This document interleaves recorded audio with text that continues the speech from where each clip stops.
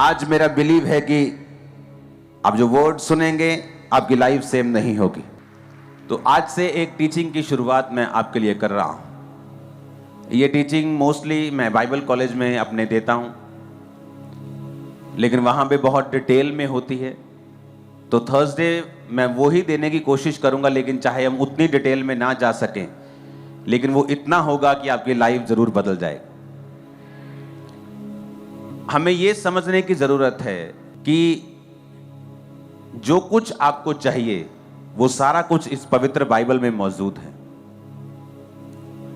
आपको स्पिरिचुअल तरक्की चाहिए, आपको फिजिकल हीलिंग चाहिए, आपको फाइनेंशियल बरकत चाहिए, आपको फैमिली की ब्लेसिंग चाहिए,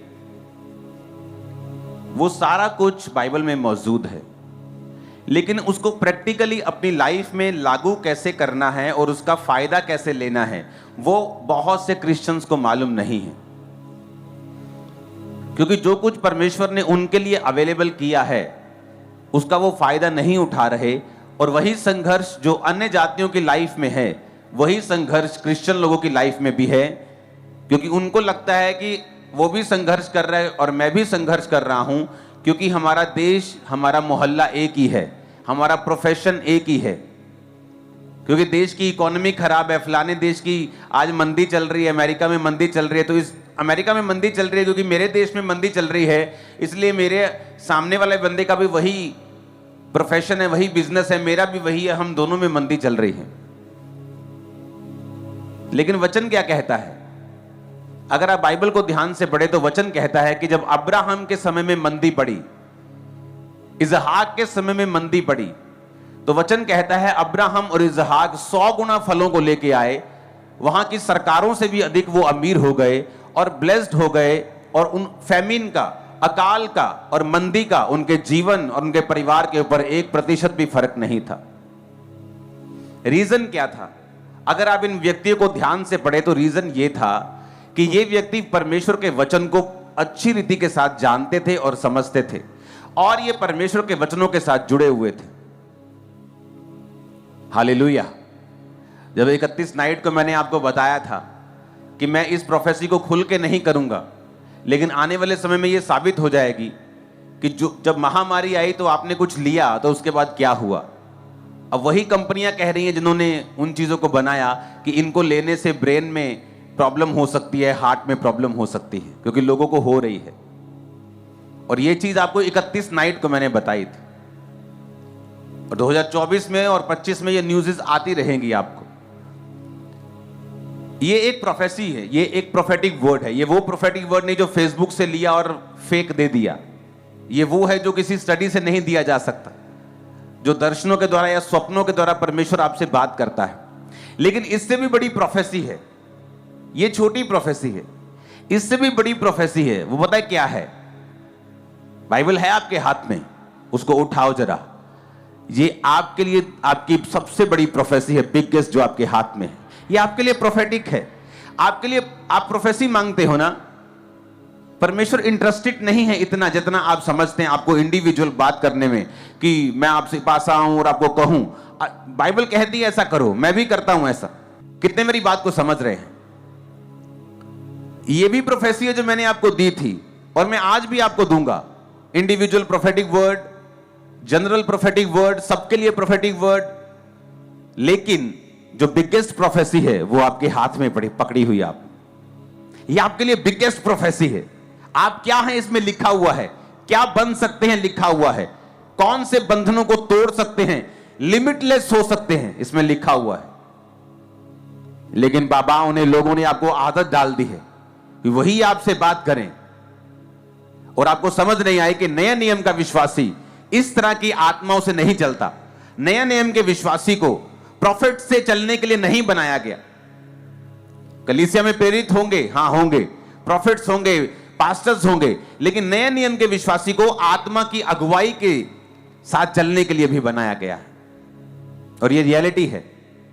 चर्च में मैं आपको प्रोफेटिक वर्ड देता हूं, हां देता हूं, ऐसे ऐसे प्रोफेटिक वर्ड मैं खुद हैरान होता हूं कि मैं सो रहा हूं, मुझे सपना आ रहा है कि पंजाब में ऐसा होगा, और मैं उसी वक्त लाइव होके बता रहा हूं, और 4 दिन बाद न्यूज आती, जबकि किसी को मालूम नहीं था। ये एक अलग, ये भी प्रोफेटिक वर्ड है, लेकिन जो आपके हाथ में बाइबल है, ये आपकी लाइफ का बिगेस्ट प्रोफेटिक वर्ड है। आप चाहे कुछ भी कर सकते हैं इससे। मैं आपको सच कह रहा हूं, जिस दिन आपको ये पढ़ने की आदत लग जाएगी और इसके साथ समय बिताने की आदत लग जाएगी, आप चाहे आज बाइबल पढ़ते हो और इसको समझते ना हो, लेकिन जैसे जैसे आप इसको पढ़ते जाएंगे और परमेश्वर की उपस्थिति में समय बिताते जाएंगे, ये आपको समझ भी आती जाएगी, ये आपसे बात भी करेगी, आपकी कमियों को भी निकालेगी, आपको प्रोफेटिक वर्ड भी देगी, आपकी अगुवाई भी करेगी, सुरक्षित भी रखेगी और परमेश्वर के साथ आपको जोड़े भी रखेगी। मोस्टली जो दुनिया के जेन्युइन प्रॉफिट्स हैं, जो जेन्युइन प्रोफेसी करते हैं, वो वचन के साथ बहुत समय बिताते हैं। जब आप वचन के साथ ज्यादा समय बिताने लगते हैं तो परमेश्वर देखता है कि ये मेरे लिखे हुए वचनों के साथ बहुत समय बिता रहा है। तो आप नोटिस करेंगे जो लोग बाइबल ज्यादा पढ़ते हैं उनको दर्शन भी ज्यादा आने शुरू होते हैं, सपने उनके चेंज होना शुरू जब आप बाइबल पढ़ने लगते हैं, क्योंकि लिखित वचन को पढ़ने से आपका जो आत्मिक एटमॉस्फेयर है आपकी लाइफ का, वो चेंज होना शुरू हो जाता है। आप अपनी सोल को फीड करना शुरू कर देते हैं। कई बार जब कुछ दिनों तक आप खाते नहीं, आपकी बॉडी में एक बेचैनी फील होती है, आपको कमजोरी फील होती है, क्योंकि आपने बहुत दिनों से खाया नहीं या आपने मिस कर दिया, आप बिजी हो गए। और उसी तरह से आत्मा की जो सोल है, जो आपकी स्पिरिट है, उसका खाना बाइबल है। कई बार आप बिजी हो गए और आपने बाइबल पढ़नी बंद कर दी, आप देखेंगे कि आपकी आत्मा में, सोल में एक अजीब सी बेचैनी होती है। जब आपकी जो सोल है, आपकी स्पिरिट है, उसका खाना वचन है, प्रेयर नहीं है, फास्टिंग नहीं है, वचन उसका खाना है। जब आप वचन को नहीं खाते, उसको फीड नहीं करते, एक अजीब सी बेचैनी आपकी लाइफ में रहती है। दूसरा, आप प्रभु से डिस्कनेक्टेड रहते हैं। जब आप बाइबल को नहीं पढ़ते हैं तो होता क्या है कि जो अगुवाई परमेश्वर ने आपको देनी होती है और एक संतुष्टि जो शरीर की होती है, जैसे जब आप अच्छी तरह से डाइट को फॉलो करते हैं, आपका शरीर जब हेल्थी फील करता है, आपको अंदर से एक संतुष्टि फील होती है कि आज मैं बहुत हेल्थी फील कर रहा हूं।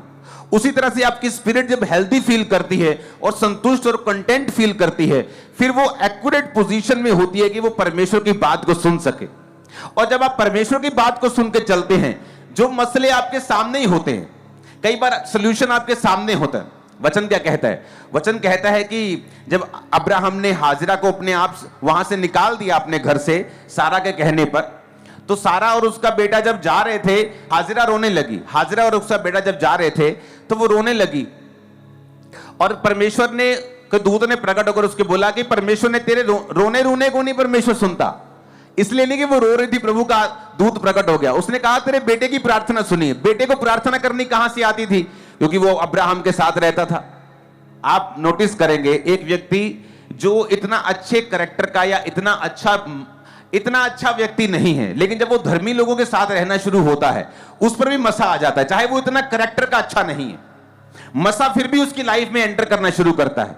बाइबल कहती है शाऊल जब अभिषेक होकर शमूएल से वापस जा रहा था, तो वचन कहता है कि जब नबियों का दल उससे मिला तो शाऊल भी नबूवत करने लगा। तो कहावत चली कि शाऊल भी नबियों में से है, नबियों का है। तो इसका मतलब जो संगति होती है वो आपके ऊपर इफेक्ट करती है। तो वचन कहता है कि जब उसका बेटा प्रार्थना करने लगा, क्योंकि उसने अब्राहम के साथ रह के सीखा हुआ था, तो प्रार्थना परमेश्वर ने सुनी और परमेश्वर ने आकर उसकी मां के दूत को भेजा और उसकी मां की आंखों को खोला। कौन सी आंखों को? लिखा उसकी आंखों को खोला, क्योंकि रोटी और पानी खत्म हो गए थे, कि परमेश्वर ने उसकी आंखों को खोला और उसको एक कुआं दिखा। वो कुआं तो पहले भी वहां मौजूद था, ऐसा तो नहीं था कि कुआं तब परमेश्वर ने नया पैदा कर दिया। सोल्यूशन वहीं पे था, जिंदगी वहीं पे थी, लेकिन वो उस जिंदगी तक वो पहुंच नहीं पा रही थी। उसका रीजन ये था कि उसकी आंखें बंद थी। आंखें बंद होने का कारण यह था कि परमेश्वर को पुकारा नहीं गया था। और उसके बेटे ने जब प्रभु को पुकारा, जब परमेश्वर को अपनी लाइफ में इनवाइट किया, कैसे इनवाइट करते हैं आप? प्रार्थना से। कैसे इनवाइट करते हैं? वचन के साथ जुड़ के। और लिखा जब उसकी आंखें खुली तो वो पानी वहीं पे था। होता क्या है, जब आप बाइबल पढ़ते हैं आपकी स्पिरिचुअल आइज ओपन हो जाती, तब वो सोल्यूशन आपके सामने ही होता है, आपके आसपास ही होता है, लेकिन आपको कभी दिखता नहीं। आप सफर करते रहते हैं, खिंचते रहते हैं, आप दुखी हो जाते हैं, क्योंकि वो सोल्यूशन आपको दिख नहीं रहा, क्योंकि आपने अपनी जिंदगी में परमेश्वर को इनवाइट नहीं किया हुआ, आप बाइबल के साथ नहीं जुड़े हुए, आपने प्रार्थना को अपनी जिंदगी में महत्व नहीं दिया हुआ। कितने मेरी बातों को समझ रहे हैं?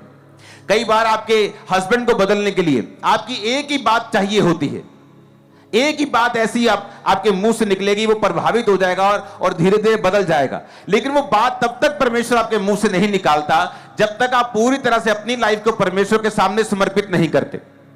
फिर आप हैरान होते हैं कि मैंने जैसे प्रार्थना करनी शुरू की और बाइबल पढ़नी शुरू की, कैसे परमेश्वर ने मेरे शब्दों को बदल दिया। और मैंने अपने पति से बात की, मैंने अपने भाई से बात की, ये मसीह में नहीं था, लेकिन इसका दिमाग चेंज होना शुरू हो गया। क्यों? क्योंकि उन शब्दों के ऊपर परमेश्वर ने अपना अधिकार कर लिया, आपके दिमाग पर परमेश्वर ने अपना अधिकार कर लिया। क्यों? क्योंकि आपने उसे मौका दिया, आपने अपने सोल को खाना दिया, वचन दिया, वचन को पढ़ना शुरू किया, पापों से तौबा की, प्रार्थना करनी शुरू की। परमेश्वर ने आपके माहौल को चेंज किया और परमेश्वर ने वो बदलाव किया जो आपकी लाइफ में चाहिए था। कितने मेरी बातों को समझ रहे हैं? तो आज मैं आपको आपके ग्राउंड बना दूंगा। और आपने नोटिस किया होगा कि डिलीवरेंस वीक्स जो पिछले साल हुए थे, अब तक उनकी टेस्टिमनीज को हम पाते हैं कि मेरे घर में 20 साल से शराब था, मेरे घर में 15 साल से शराब था, मैं डिलीवरेंस वीक्स के दौरान आया था और मेरी लाइफ चेंज हो गई। मैं आपको बता रहा हूं, अब वही थर्सडे आ चुके हैं, आपकी लाइफ कभी सेम नहीं रहने, कभी इन जीसस ने। मैं आपको बता रहा हूं, मेरा बहुत सा स्पिरिचुअल असाइनमेंट थी जो मैंने पिछले दिनों में कंप्लीट की है, और मैं आपको बता रहा हूं असाइनमेंट कंप्लीट हो चुकी है स्पिरिचुअल। सारे स्टेप्स परमेश्वर जाहिर कर चुका है। अब हम स्टेप्स लेने हैं और एक ऐसी ग्लोरी तक पहुंचना है जहां ह्यूमन आईज के लिए इम्पॉसिबल है पहुंचना, लेकिन परमेश्वर आपको दिखाएगा उस तक कैसे पहुंचा जाता है। और आमीन, मेरे को ऊंचे वाला चाहिए। हालेलुया, ऊंची आवाज में हालेलुया बोलो जरा। तो आज हम स्टार्ट करेंगे पहला राजा 17 बाब उसकी 1 आयत से। उसमें लिखा हुआ है, तिशबी एलिया जो गिलाद के परदेशियों में से था, उसने अहाब से कहा, इज़राइल का परमेश्वर यहोवा जिसके सम्मुख मैं उपस्थित रहता हूं, उसके जीवन की शपथ, इन वर्षों में मेरे कहे बिना ना तो मेह बरसेगा ना औस पड़ेगी। तब यहोवा का वचन ये उसके पास पहुंचा, यहां से चलकर पूर्व की ओर जा और करीत नामक नाले में जो यरदन के पूर्व में है छुप जा, उसी नाले का तू पानी पिया कर, और मैंने कौओं को आज्ञा दी है कि वो तुझे खिलाएं। यहोवा का यह वचन पाकर वह यरदन के पूर्व में करीत नामक नाले में जाकर छिपा रहा, और सवेरे और सांझ को कौवे उसके पास रोटी और मांस लाया करते थे, और वो नाले का पानी पिया करता था। यहां पर पहली आयत मैं फिर से आपके लिए पढ़ूंगा। उसमें लिखा है तिशबी एलिया। तिशबी यानी उसके बैकग्राउंड का, जैसे तिशबी लोग, पहाड़ी लोग, हम बोलते हैं इजरायली लोग, हां ऐसे नाम था उस तिशबी एलिया कि नेपाली लोग ऐसे। तो तिशबी एक एरिया का नाम था कि तिशबी एलिया जो गिलाद के प्रदेशियों में से था, उसने अहाब से कहा। सीधी एंट्री होती है एलिया अहाब, यानी एक प्रभु का दास, दूसरा उस देश का राजा, इज़राइल का राजा और परमेश्वर का नबी। इधर प्रभु का नबी खड़ा है, इधर इज़राइल का राजा खड़ा है। पहला राजा 17 से पहले एलिया का जिक्र कहीं नहीं आता। जिसमें बाइबल कॉलेज में पढ़ाता हूं कि हम ऐसे जनों को पढ़ेंगे बाइबल में जिनसे परमेश्वर ने डायरेक्ट बात की है बोलकर, कि ऐसे ऐसे कौन कौन से जन हैं जिनसे परमेश्वर ने डायरेक्ट बोलकर बात की है। तो बात तो परमेश्वर ने कैन से भी की है, जिसने अपने भाई को मार दिया था। लेकिन हम उन लोगों को पढ़ेंगे जिन लोगों से परमेश्वर ने बात की है और उन्हें एक डिवाइन असाइनमेंट, एक होमवर्क, एक काम, एक बुलाहट दी है। फिर उन लोगों से परमेश्वर ने बात क्यों की है, क्या खासियत थी उन लोगों में, क्या वो आसमान से चुने हुए लोग थे, क्या पहले से चुने हुए लोग थे, क्या पहले से ही ऐसे चुना गया था जब वो पैदा हुए कि इनसे मैं बात करूंगा, क्या ऐसा था या कोई और कारण था। अगर हम मरियम को पढ़ें जिससे परमेश्वर ने डायरेक्ट बात की थी, तो बाइबल कॉलेज में तो उसे डिटेल में पढ़ाया जाता है क्योंकि वहां घंटों होते हैं, लेकिन आपको मैं पढ़ाऊंगा लेकिन कुछ कुछ हिस्सा, लेकिन आपको समझ सारा आ जाएगा। तो बाइबल में लिखा है जब मरियम से परमेश्वर ने बात की, तो मरियम ने एक बात बाइबल में लिखी है। उसने कहा परमेश्वर ने, जब उसको गर्भ धारण हो गया, जब उसने बात सुन ली दूत की और एक्सेप्ट कर लिया कि मैं यीशु मसीह को पैदा करूंगी, कुंवारी रहकर भी उसको डर नहीं था कि उसका पति जो होने वाला है, उसकी सगाई हो चुकी थी, वो क्या कहेगा, समाज क्या कहेगा। तो बाइबल कहती है, उसने बाइबल में लिखा है कि परमेश्वर ने मेरी दीनता के ऊपर दृष्टि की है। तो मरियम ने उन वचनों में बताया है कि उसकी लाइफ में ऐसा क्या था कि परमेश्वर ने उसको चुना धरती ऊपर कि उसके द्वारा प्रभु यीशु मसीह का जन्म हो। पहली बात थी कि वो कुंवारी, असली कुंवारी थी, नाम की कुंवारी नहीं थी। उसने, बाइबल कहती, कभी भी किसी पुरुष के साथ कोई संबंध नहीं बनाया था। सेकंड, वो दीन थी। लिखा परमेश्वर ने, उसने लिखा कि परमेश्वर ने मेरी दीनता के ऊपर दृष्टि की है। तो जब भी बाइबल में हम किसी के ऊपर परमेश्वर की ग्रेस को देखते हैं तो ये सिर्फ एक तरफा मामला नहीं होता, सिर्फ एक तरफा नहीं होता कि परमेश्वर ने उसको चुन लिया है। ये दो तरफा मामला होता है कि परमेश्वर का मकसद कि अगर तू पवित्रताई पे चले और मेरी आज्ञाओं को सुने तो मैं एक डिवाइन ईश्वरीय होमवर्क तुझे दूंगा, काम करने को दूंगा, मैं तेरी अगुवाई करूंगा, तुझसे बात करूंगा। तो जब परमेश्वर का मकसद हमें मिलता है, दूसरा हम उसके अनुसार अपने जीवन को बिताते हैं, तो परमेश्वर आज भी धरती के ऊपर देखता है कौन से लोगों को मैं इस्तेमाल कर सकता हूं अपनी महिमा के लिए। फिर परमेश्वर उन लोगों को ढूंढता है जो अपने जीवन को समर्पित कर चुके हैं। बाद में कहीं बिगड़ जाते हैं, वो बात अलग है, लेकिन जब वो बिगड़े नहीं होते, प्रभु उनको चुनता है, सामर्थ देता है, उन्हें इस्तेमाल करना शुरू करता है। तो ये परमेश्वर का प्लान था। और मरियम ने कहा कि परमेश्वर ने मेरी दीनता के ऊपर दृष्टि की है, अब से सब लोग मुझे धन्य कहेंगे। तो वो वचन में आप पढ़ सकते हैं जिनसे परमेश्वर ने डायरेक्ट बात की है और क्यों की है। ये जीवनियां हम बाइबल कॉलेज में पढ़ाते हैं, लोग और स्टूडेंट्स पढ़ते हैं और उसके बारे में डिस्कशंस होती है और स्टडी होती है कि ऐसा क्यों था कि परमेश्वर ने उनसे डायरेक्ट बात की, उनको असाइनमेंट दी, और क्यों था ऐसा, वो सारी चीजों की स्टडी होती है। आज हम स्टडी कर रहे हैं एलिया की। अगर हम एलिया को देखें तो उसकी कोई सी बैकग्राउंड का जिक्र नहीं है, नहीं बताया गया उसका मां कौन था, नहीं बताया गया उसका पिता कौन था, उसका भाई कौन था, वो कहां से आया था।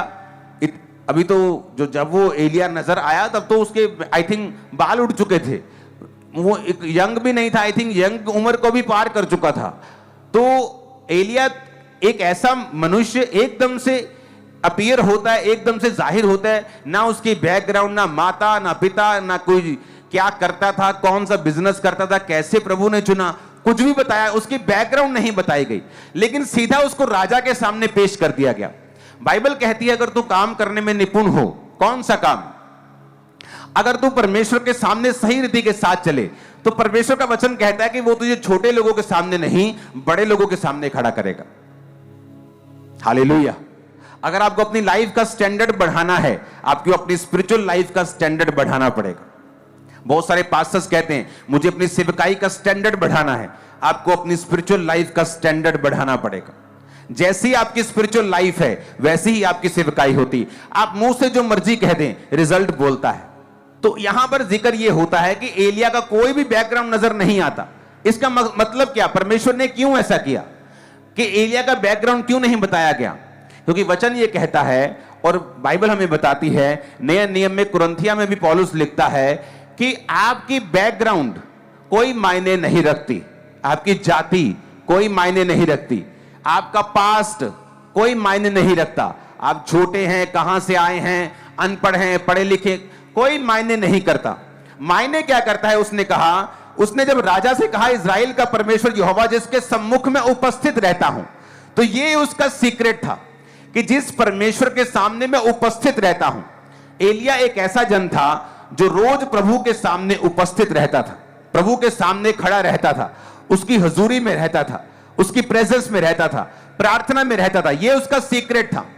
तो परमेश्वर यह बताने की कोशिश यहां पे वचन में कर रहे थे कि अगर तुम प्रभु के सामने उपस्थित रह सको रोज, तुम्हारी लाइफ में क्या है, बैकग्राउंड क्या है, रंग क्या है, जाति क्या है, कहां से आए हो, अमीर हो, गरीब हो, पढ़े लिखे हो, ऊंचे हो, नीचे हो, गोरे हो, काले हो, छोटे हो, बड़े हो, लंबे हो, नाटे हो, कोई मतलब नहीं। अगर तुम उपस्थित रह सकते हो प्रभु के सामने रोज, तो बाइबल कहती है वो तुम्हें राजाओं के सामने भी खड़ा कर सकता है, वो तुम्हें ऊंचा कर सकता है, तुम्हारे स्टैंडर्ड को बढ़ा सकता है। आमीन। मेरे को ऊंचे वाला चाहिए। तो यहां पर बाइबल कहती है कि उसकी बैकग्राउंड को इसलिए नहीं बताया गया कि यह आपको सिखाने के लिए हो, कि आपकी बैकग्राउंड मायने नहीं रखती, आप गरीब परिवार से जन्म लेकर भी यीशु मसीह में आकर उस गरीबी के बंधन को तोड़कर झंडे गाड़ सकते हो यीशु मसीह के नाम। मैं आपको बता रहा हूं, आप एक आम परिवार से आकर भी दुनिया के बेस्ट देशों में बेस्ट पोजीशन पे पहुंच सकते हो अगर आप प्रभु के सामने उपस्थित रह सकते हो तो। हालेलुया। यहां पर एक राजा के सामने वो जिम्मेवारी लेता है कि मेरे कहे बिना बारिश भी नहीं आएगी, औंस भी नहीं पड़ेगी। इतनी दिलेरी कैसे हुई? जबकि अगर आप आगे पढ़ें, इसी एलिया की स्टोरी को आगे पढ़ें, जब उसने बाल के नबियों को और अशेरा के नबियों को मार दिया, 850 नबी एक दिन में मारे गए। और उसके बाद जब अहाब ने जाके अपनी पत्नी इजाबेल को बताया कि एलिया ने 850 नबियों को मार दिया है, तो उसने एक मैसेज भेजा एलिया को। उसने कहा, एलिया अगर शाम तक मैं तेरा हाल वही ना कर दूं तो देवता मुझसे भी वही अधिक करे जो उनके साथ हुआ है। तो बाइबल कहती है एलिया भागा। अब क्यों भागा? जो राजा से नहीं डरा, इजाबेल से कैसे डर सकता है? जो फर्स्ट पावर से नहीं डरा, सेकंड पावर से कैसे डर सकता है? इसका एक एग्जाम्पल है कि जब चाहे वो एलिया था, नाम बड़ा था, लेकिन पावर का सोर्स परमेश्वर था। उपस्थित रहा प्रभु के सामने, और जब आप प्रभु के सामने उपस्थित रहते हैं, आप में एक अजीब तरह की दलेरी आ जाती। वो कैंसर फिर आपको डराता नहीं, वो दुश्मन आपको डराने नहीं पाता। लेकिन अब जब एलिया अपनी स्पिरिचुअल पावर को यूज करता जा रहा था, बाल के नबियों को मारा, आग उतारी, सब कुछ किया, प्रार्थना का लेवल लो हो गया। जब प्रार्थना लो हो गया और शैतान ने धमकी दी, तो बाइबल कहती भागा। इससे क्या मालूम होता है कि आपकी लाइफ में ना तो बल से कुछ होगा, ना शक्ति से होगा, ना आपकी विल पावर से होगा, ना आपकी शारीरिक दलेरी से होगा। बड़े बड़े शारीरिक दलेर जब परमेश्वर के राज्य को जरूरत होती भाग जाते हैं। कौन टिका रहता है? जो स्पिरिट में, जो आत्मा में, जो प्रार्थना में स्ट्रांग है। और जब एलिया को अपनी गलती समझ आई कि मैं राजा के सामने खड़ा रहा, 850 नबियों के सामने खड़ा रहा, इतनी ताकत थी मुझ में, मैंने बोला कि जो आसमान से आग उतार कर उत्तर देगा वही परमेश्वर, मैंने आग को उतारा यहोवा के नाम में, और अब मैं कैसे डर गया? तो यह बात समझ आपको आनी चाहिए कि बैकग्राउंड मायने नहीं करती। पतरस शारीरिक रूप से दलेर आदमी था। कैसे साबित होता है? क्योंकि जब यीशु मसीह को पकड़ने के लिए आए तो किसी चेले ने कुछ नहीं कहा, लेकिन पतरस ने तलवार से एक व्यक्ति को मारना चाहा, एक सिपाही को मारना चाहा, उसने सिर पर मारी उसके, लेकिन वो हटा दो कान पे लगी और कान उखड़ गया उसका। तो जीसस ने वो कान वापस जोड़ दिया बिना किसी सर्जरी के। हालेलुया। तो बिना किसी सर्जरी के जब जोड़ा, तो इसे मालूम होता है कि पतरस एक बड़ा दलेर व्यक्ति था। लेकिन प्रभु ने उससे कुछ कहा था उसी रात, उस घटना से पहले। जब पतरस ने कहा था, प्रभु अगर तू मरा तो मैं तेरे साथ मरूंगा, तो प्रभु ने कहा था कि आज मुर्गे का जब बांग होगा 3 बार तो मेरा इनकार कर देगा। तो जब यीशु मसीह को पकड़ के ले गए तो एक व्यक्ति बोला, ए तू भी उन गलीलियों में से है, तू भी उसका चेला है। कहता नहीं नहीं, मैं उसका चेला नहीं। एक बार इनकार कर दिया। आग सीखने लगा। औरत ने कहा, तेरी बोली तेरा भेद खोलती है, तू भी उनमें से है। 3 बार उसने इनकार किया और फिर लानते डालने का, लानत तो जो यीशु को जानता हो। और जो मुर्गे ने बांग दी और जीसस ने दूर से उसकी ओर देखा और उसको शर्मिंदगी महसूस हुई। वो रोने लगा। उसको याद आया कि मैं चाहे जितना मर्जी शारीरिक रूप से दलेर हूं, लेकिन प्रभु ने जो मुझसे कहा था कि प्रार्थना कर, ऐसा ना हो कि तू परीक्षा में पड़ जाए। कई बार बोलते मैं पक्का क्रिश्चियन हूं, ऐसी की तैसी, शैतान कुछ नहीं कर सकता, मैं मर भी जाऊंगा। लेकिन जब शैतान आपको अपने पंजे में फंसाता है और परिस्थितियां घेरती हैं, फिर आप डावांडोल होने लगते हैं। क्यों? क्योंकि आप अपनी फिजिकल विल पावर से यीशु मसीह में नहीं चल सकते। और यही बात एलिया को समझ आई कि जब तक मैं प्रभु के सामने उपस्थित रहता था, राजा की भी मैंने बैंड बजा दी, उसके सामने डराने और जिम्मेवारी मेरे कहीं बिना बारिश नहीं है। उसने ये नहीं कहा, राजा देख मैं प्रभु दा दास हाँ, मेरे तो ना कुछ गल आवे, मैं तेन प्रभु दा देना आया मैसेज। उसने ऐसा कुछ नहीं कहा, कोई घुमा फिरा के बात नहीं की। उसने कहा, राजा मेरे कहे बिना ना बारिश आएगी ना औस पड़ेगी। लेकिन वही एलिया, जब उसकी पत्नी ने एक दबका मारा तो भाग गया वहां से। रीजन, प्रभु के सामने उपस्थित रहना, रोज उपस्थित रहना, हर रोज उपस्थित रहना, डैनियल की तरक्की का राज था। मौत आए, जीवन आए, बारिश आए, तूफान आए, प्रॉब्लम आए, दुख आए, सुख आए, लेकिन दिन में 3 बार यरूशलेम की खिड़कियों को खोलकर वो प्रार्थना और धन्यवाद करना छोड़ता नहीं था। ये आपकी लाइफ का सीक्रेट है। मेरी बाइबल स्टडी का आपको कोई फायदा नहीं होगा अगर आज का वचन आप नहीं फॉलो करेंगे। तो अगली बाइबल स्टडी जो होगी वो तभी आपकी लाइफ में काम आएगी अगर आप इन बेसिक्स को फॉलो करेंगे। तो आपकी लाइफ में पाप नहीं होना चाहिए, आपकी लाइफ में बाइबल स्टडी होनी चाहिए, बाइबल पढ़ना होना चाहिए, तीसरा आपकी लाइफ में प्रार्थना होनी चाहिए। अगर ये तीनों चीजें आप अपनी लाइफ में कंप्लीट करते हैं, फास्टिंग के साथ हफ्ते में 1, 2, 3, लेकिन जब स्पेशल बोली जाती हैं तो आपको पूरी करनी है। उसके बाद जब आप फिर चलेंगे और प्रार्थना करेंगे और आप थर्सडे की और संडे की बाइबल टीचिंग को लेना शुरू करेंगे, प्रभु आपसे बात करेंगे, छुटकारे की ओर आपको लेके जाएंगे, आप छुटकारे की ओर चल पड़ेंगे और इसी साल छुटकारा आपके हाथ में होगा। और मेरे को आमीन ऊंचे वाला चाहिए। मैंने छुटकारे को होते देखा पिछले डिलीवरेंस मीटिंग्स के दौरान। बहुत बड़ी बड़ी गवाहियां, सरकारी पदों पे लगे हुए बड़े ऊंचे ऊंचे पदों के लोग, किस तरह से परमेश्वर ने उन दिनों के दौरान उनको चर्च में भेजा, उनको डिलीवर किया और डिलीवरेंस की शुरुआत उन दिनों से हुई और आज वो डिलीवर हो रहे हैं कंप्लीटली और आगे बढ़ते जा रहे हैं। स्टेप बाय स्टेप परमेश्वर को आगे लेके जाता जा रहा है। वो उन डिलीवरेंस वीक्स के कारण था। अब फिर से वो ग्रेस आपकी लाइफ के ऊपर आएगी। आप बाइबल टीचिंग को सुनेंगे, गहरी बाइबल स्टडी को लेंगे, प्रार्थना को रिसीव करेंगे, मास प्रेयर को रिसीव करेंगे, ले हैंड को रिसीव करेंगे, ऑयल को रिसीव करेंगे। आपकी लाइफ सेम नहीं रहने वाली। स्पिरिचुअल फीस्ट शुरू हो चुके हैं। आप खुल के आत्मिक खाने को खाओगे और मजबूत हो जाओगे। आमीन। मेरे को ऊंचे वाला और खड़कने वाला चाहिए। हालेलुया।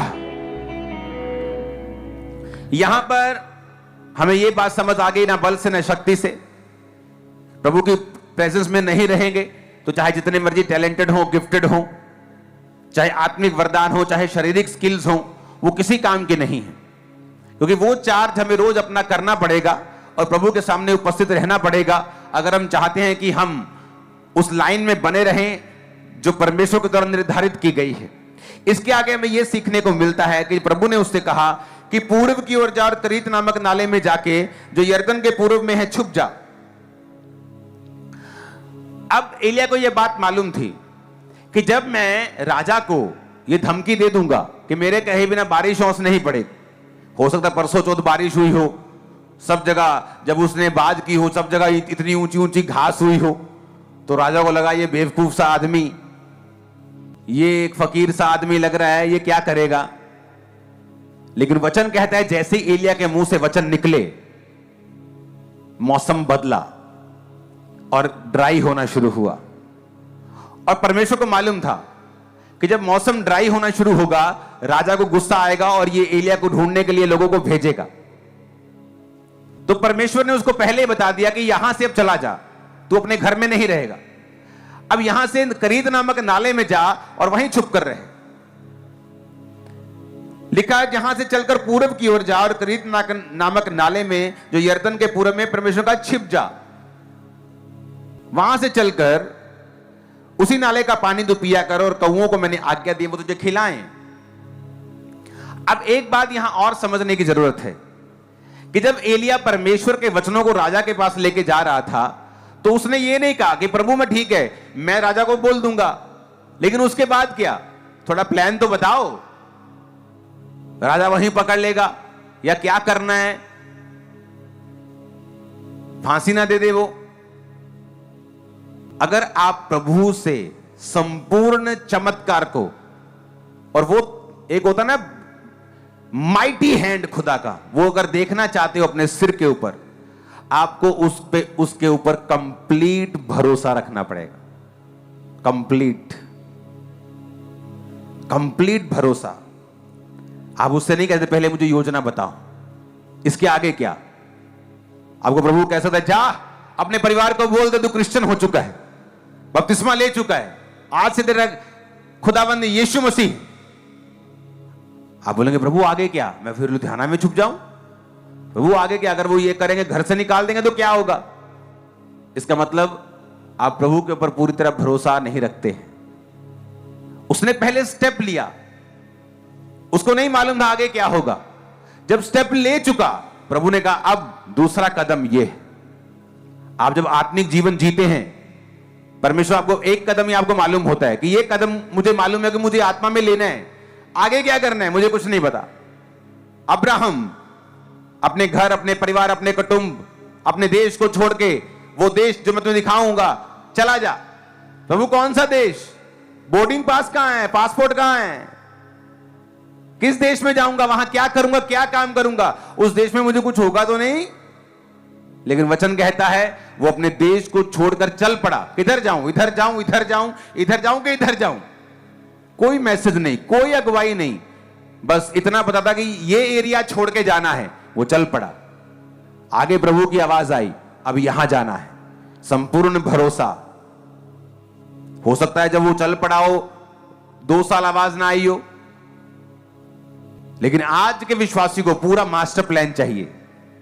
अगर मैं ये करूंगा तो प्रभु क्या करेगा, अगले दिन उसको अगुवाई चाहिए, क्योंकि सब फास्ट जमाना है। पहले एक पिक्चर भेजनी होती थी, पिक्चर खींचते थे, उसको कार्ड से ईमेल पे ट्रांसफर करते थे, ईमेल से उसकी अटैचमेंट बना के भेजते थे, भाई साहब पिक्चर पहुंच गई, वो डाउनलोड होता। आज पिक्चर खींचो व्हाट्सएप पे, ठक ठक पहुंच गई, चलो ठिका बजे दो, अरे चलो पहुंच गई। फास्ट जमाना हो गया, आज सब कुछ फास्ट चाहिए। अगर मुझे ये स्टेप लेना है, प्रभु क्या करेगा, आज मैंने टाइप दिया, पास्टर साहब कल मेरा करोड़ों रुपया घर में पहुंच जाना चाहिए। हालेलुया। लेकिन प्रभु ऐसे काम नहीं करता। जो मैजिशियन होता है, जो जादूगर होता है, वो प्रभावित करने के लिए जादू करता है, लेकिन जीसस मैजिशियन नहीं। अगर आप उससे मिरेकल चाहते हैं तो आपको प्रेम में होकर संपूर्ण विश्वास के साथ एक बच्चे के माफिक उसके पास जाना पड़ेगा और वो आपको छुएगा। वो मैजिशियन नहीं है जो आपको प्रभावित करने के लिए कि आप क्रिश्चियन हो जाओ तो मिरेकल करेगा, उसे कोई जरूरत नहीं है। वो धर्म बदलने नहीं आया किसी का, उसने सब लोगों को बनाया है। हालेलुया। कितने इन बातों को समझ रहे हैं? तो यहां यह समझ आती है कि उसके पास अगला प्लान नहीं था, तो परमेश्वर के ऊपर संपूर्ण भरोसा कि एक स्टेप मालूम है, आप चलेंगे। और आगे क्या हुआ लिखा, यहोवा का यह वचन मानकर मैं यरदन के पूरब में करीत नामक नाले में जाके छिपा रहा, और सवेरे और सांझ को कौवे उसके पास रोटी और मांस लाया करते थे। वो नाले का पानी पिया करता था। कुछ दिनों के बाद उस देश में वर्षा न होने का कारण नाला सूख गया। तब यहोवा का वचन उसके पास पहुंचा, चलकर सिदोन के सारपत नगर में जाकर वहीं रहे, एक विधवा को मैंने वहां तुझे खिलाने की सुन आज्ञा दी। अब वहां का पानी जब सूख गया तो आगे क्या, वो घबराया नहीं। प्रभु ने कहा अब सारपत नगर में जा, क्योंकि अकाल पड़ चुका था। उसे मालूम था सब जगह अकाल है, कोई ढाबा नहीं खुला, कोई दुकान नहीं खुली, किसी के पास खाना नहीं है।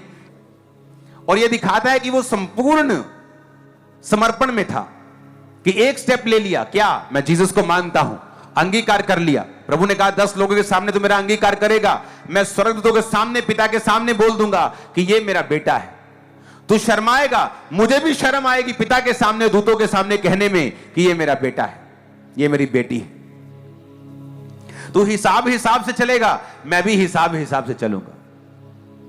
लेकिन जब हम परमेश्वर के सामने स्टेप लेते हैं, उस पर संपूर्ण भरोसा रखते हैं, एक बाप की तरह उसको अपना बाप मानते, उसकी शरण में जाते हैं और भरोसा रखते हैं कि अगर वो पहला कदम उठाने के लिए मुझे कह रहा है तो समय आने पर दूसरा कदम उठाने के लिए मेरी अगुवाई करेगा, दूसरा कदम उठाने के बाद तीसरा कदम उठाने के लिए मेरी अगुवाई करेगा।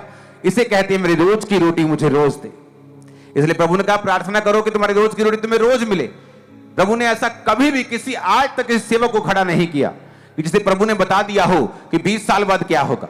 मुझे बताया प्लान आने वाले कुछ सालों का।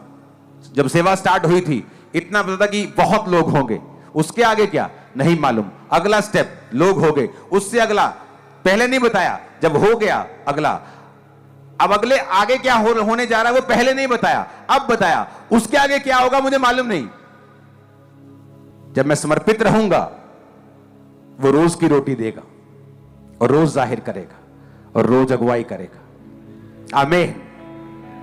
तो आज आपका बेसिक मैंने आपको दिया है। अपनी लाइफ में जाएं, प्रार्थना को कंप्लीट करें, बाइबल के साथ जुड़ें और रोज खुदावंद के सामने उपस्थित रहें, ताकि मैं भी वही वचन आपको दूं जो रेमा हो आप लोगों के लिए। क्योंकि जब आप लोग स्पिरिट में करेक्ट होके आते हैं, परमेश्वर मुझसे फिर वही वचन मुझे देता है जो आपको चाहिए होता है। हालेलुया। और मैं आपको एक बात प्रोफेटिकली बताना चाहता हूं, आपके मसलों का हल इसमें मिला हुआ है। और मैं आपको प्रोफेटिकली बता रहा हूं, ये अब मैं आपको बात या वचन नहीं दे रहा हूं सिंपल बोल के, अपना वचन नहीं, अपने बोल नहीं दे रहा हूं, मैं आपको प्रोफेटिकली बता रहा हूं कि आपके मसलों का हल इसी वचन के बीच में होगा। और मैं आपको बता रहा हूं, आपकी लाइफ के 1 या 2 या 3 या 9 नहीं, सारे मसले हल होंगे। मैं आपको बता रहा हूं, मैं क्या कहा मैंने, सारे। जस्ट आप चलते रहना। परमेश्वर के गहरे वेदों को परमेश्वर के दास के द्वारा जानने के लिए और ऐसी और नई वीडियोस को देखने के लिए हमारे YouTube चैनल को सब्सक्राइब करें और साथ में बेल आइकन को प्रेस करें, ताकि ऐसी और नई वीडियोस की नोटिफिकेशन सबसे पहले आप तक पहुंचे।